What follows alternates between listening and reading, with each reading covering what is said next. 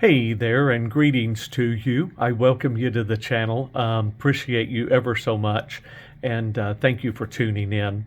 Um, in this video, we're going to be talking about casino silver strikes and asking the question: do casino silver strikes have a place in a serious silver stack? There are going to be those that say no, they don't. There's going to be those that say, what is a casino silver strike? And then there are going to be those that know and understand and say, well, yeah. So after explaining some stuff to you, I will let you draw your own conclusion. Stay tuned for the end of the video because I'm going to be showing you a freaky casino silver strike from Las Vegas that I really do not like. But I have it because it's got some emotional attachment, or I've got some emotional attachment to it because it is from a casino in Vegas that is no more, that my parents used to stay at in the 1980s when they would go to Vegas. And that casino resort sat where the Waldorf Astoria now sits, right on the Strip. Part of the city center, the Waldorf Astoria is. And we'll talk about that and explain it's really kind of a freaky silver strike. So you think I would be enthused about it since the name of this channel is Silver Stacking Freaks. But stay tuned and we'll look at that silver strike.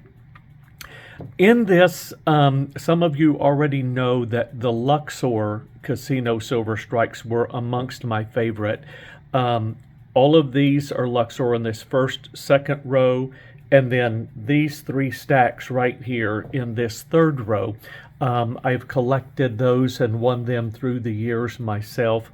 And a lot of you are wondering what a silver strike is. And there are several answers to that. It has changed over time. In the 1990s, most of the resorts, casinos in Las Vegas, in Reno, some in Canada, some other casinos around the United States, and a lot of cruise ships and a lot of tourist attraction casinos that were abroad would produce these silver tokens, and you would play a slot machine, and if you hit a certain combination on the wheel, it would spit out 1 silver strike, 2 silver strikes, 3 silver strikes. The casinos produced them in various denominations. Most all of these were a $10 denomination. And if you won one of these out of a machine, you could, like me, take them home, stack them up, and save them because you were enthused with the beauty of them and their uniqueness. Or B, you could save up back in the day during the 90s and early 2000s, if you saved up 20 of these coins from the same casino, you could take it to the cashier's cage and trade it in for a 1 troy pound silver coin, or again, token round, if you will. It wasn't a coin. It wasn't a sovereign denomination, but it was a big, beautiful 1 troy pound of silver, and then it would have 24 karat HGE on it. It would be trimmed in 24 karat gold, much like this $40 gaming token from the Caesar's Palace. Initially, from the early 90s into about 2005, if you won one of these, you knew that this centerpiece right here was 6/10 of an troy ounce of fine silver, 999 fine silver, and then this ring around the outer edge was just a brass, no real value there whatsoever. Along about 2005, the price of silver started to climb, and the casinos were having a tough time in making as much money with these as they had at one point. having to pay extra, for the silver cost going up drove their overhead in putting them up. Another thing that was going on was the cost of labor was going up, and the cost of labor of stacking all of the slot machines that carried these into the machines and loading them to where they would dispense properly, and then collecting the money from the machines, that cost was rising and going up. And the casinos were all entertaining at that time of going from the machines dispensing either silver strikes or tokens or actual, 50-cent pieces or quarters or dimes, whatever, to printing out the paper ticket that you take to the ATMs now to cash in and get your money out, like most of the casinos are doing. So in that transition, initially, and I do not have any of those there, in about 2005, they started making reducing the thickness of these tokens, and this silver center went from being 0.6 of an ounce down to being 0.5 or half of an ounce. During that time frame, all of the casinos still had these that they were putting in the machines, along with the newer ones that were smaller. So what they did was produced this red capsule, and the new coins that were 0.5 of an ounce would come in a clear capsule like this, and then they would put the tokens that were 0.6 of an ounce in a red capsule like this, so you would know the difference. This was kind of confusing to people that did not, totally understand what was going on and did not play the machines frequently and weren't collectors of them. So, and the price of silver continued to go up. And so a lot of the casinos and resorts at that time decided, okay, we're just going to stop this practice altogether. We're not going to have the silver tokens any longer. We're going to do away with them. And there were a handful that continued on. And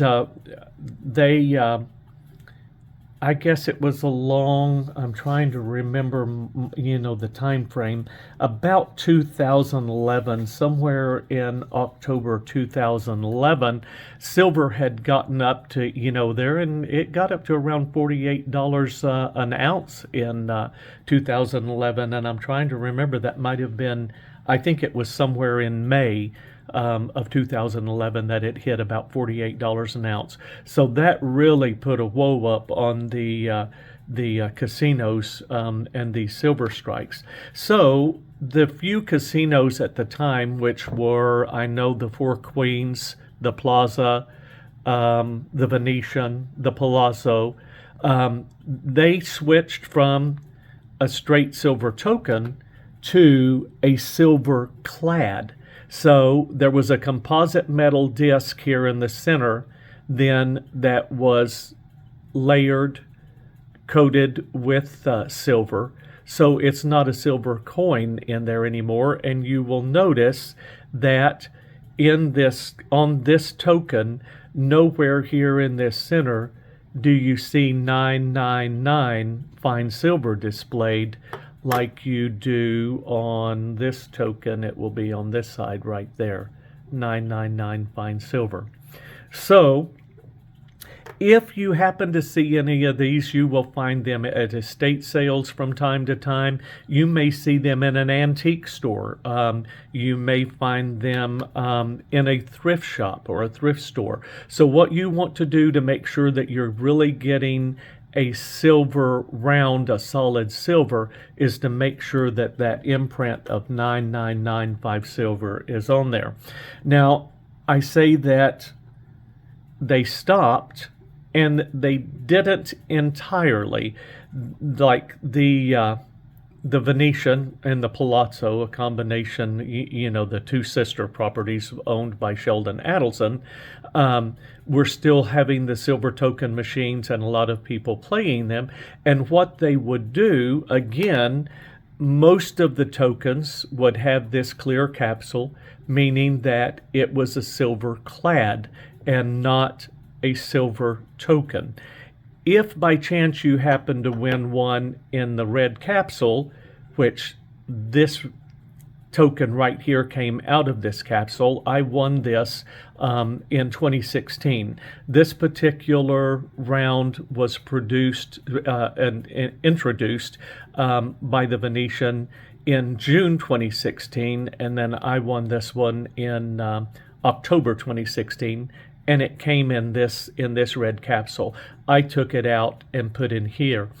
If you won one in the red capsule and you paid close attention, you would realize that it is marked 999 point fine silver. These red capsules were a lot further and fewer between than just the silver clad strikes. So they were producing some to keep people playing the machines, but you had to, if you took them out of the capsules, you had to be careful and really, manage your inventory. So these strikes over here, all of these, and they are from the Four Seasons, the Four Queens, and the Palazzo and the Venetian. They are all silver clad and really have no value. And then this one I keep in my stack. And so that way you can kind of give you a little bit of knowledge there on how to determine the value if you see these out and about. Now, a lot of estate people have told me that they will find strikes like these in estates of people that have passed and their family don't know what they have, and they, the estate people will help guide them. And one estate liquidator told me that he would take these and put this in a vise and then take a ball-peen hammer and knock that center silver out, and then he would sell that silver at melt, knowing that that was 0.6 of an ounce. He would collect those over time and then sell those at melt. All of the different casinos had different designs and had multiple designs available through them. They all had multiple denominations. Most of the time you would win a $10 token. You could take it to the cashiers and turn it in for a $10. Occasionally, you might win a $20 token. Now, the $20 tokens generally were somewhere, depending upon the casino, around 0.75 of a troy ounce, 3/4 of a troy ounce, up to 1 troy ounce, depending upon the casino. The majority of them were 0.75 up to 1.26, of an ounce. I've got some that are from casinos that are no more, like the Tropicana that just closed and is being demolished now as this video is being made here in the middle of 2024. The Aladdin is no more. Of course, the Hard Rock, Planet Hollywood sets where the old Aladdin did. And so this was the $20 and $40 tokens had 24 karat HGE on them. Now the $40 tokens usually had a silver weight of 1.4 troy ounces. Occasionally there would be one that was a little bit larger. And then from time to time there would be a casino or a resort that did kind of a special token that was not common. And this one, the silver in this measures at 1.25 of an ounce, if I remember correctly. So it varies, and you have to be careful in weighing them and knowing what you have. Now, in the event that, like right here, I have all of this right here, there is 36.2 ounces of silver combined in all of those strikes right there. So if something happened today and I needed to cash some of those in, if I take them to a local coin shop, an LCS, most of those are not interested in these. Every now and then there will be one that'll say, yeah, I'll pay you melt for it. And occasionally some of them would say, well, I'll pay you melt, but the people I sell to don't want that brass ring on there. You're going to have to knock those out. Um, on the other side of the coin, if I have time and I'm not in a hurry and I'm thinking I might need some money, in a few weeks, I can list these on eBay or any auction site, and there are collectors that pay attention to these. There are lots of casino silver strike collectors out there, and sometimes you'll see these things going for well above spot. And some of them are a little more collectible than others, especially the ones that, like the Desert Inn is no more, the Tropicana is no more. I think I've got in the pile, here's one that may become a little more collectible in just a little bit, as the Mirage, has been sold to the Hard Rock. And so the Mirage is closing July the 17th. 16 days from now, this property will close. And so we may get a little, that may add a little more interest to this Mirage token. So if you need your money fast, if you needed to cash this in and liquidate these speedily, it might not be as easy as it would to try to flip them on eBay or an auction site and see, how far the price, get a bidding war going and how far they may drive up. So those are two things that you need to know and understand if you add them to your stack. If you're in a situation to where you think that you might need to liquidate fast, then your regular silver bullion is going to be a better stacking option for you. If you enjoy the beauty of these and the collectability of them, and know that you might have time to list them on eBay, and understand that probably in an SHTF situation, that these are not going to be recognized by the general public as having any value. So they're not going to be probably easy to barter with. There may be some people that understand it, but those are going to be far and few. Now that we've kind of covered all of that and given you a little bit of education there, let's talk about the freaky silver token that I have. I am not a clown enthusiast. And as a kid, clowns scared the bejesus out of me. And so this is Jocko the Clown.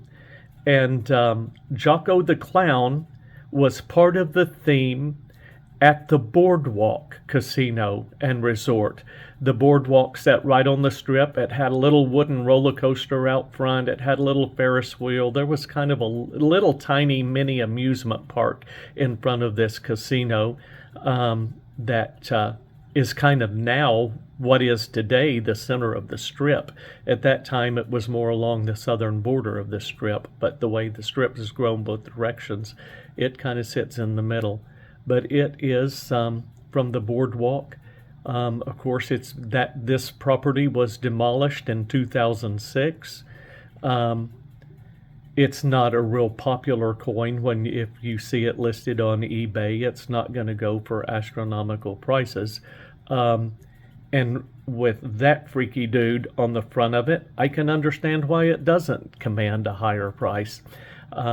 And I'm going to be showing you a picture, if you haven't already seen it, of the, he was over the front entry, and his mouth, just below his chin, was the front entry to the casino, and you had to walk right under this big goober to get into the casino. So it was an interesting little old casino. And like I say, being the freak I am, I ought to be real happy with this freaky silver strike. But if it wasn't for the memory of my parents enjoying staying there for years, I probably never would have picked this up and saved it. But with that, I am going to wrap this up and say, I wish you all well. I wish you great health. I wish you ever increasing financial prosperity. And I hope that you all keep on stacking with great enthusiasm. Over and out. Bye-bye.